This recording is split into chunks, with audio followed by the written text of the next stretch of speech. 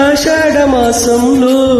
నీటి అందాల ముసురుల్లో మేఘాల దేశంలో కొత్త బంధాల మెరుపుల్లో ఆడబిడ్డ పుట్టినింట ఇడుకుంపట్లు రాజేసే జారిపడ్డా నీ కవిట్లు దాచేసి తరరరా తరరరా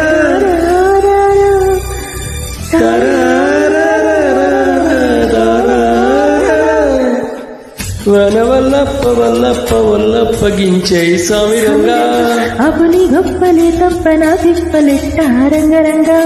సామిరంగా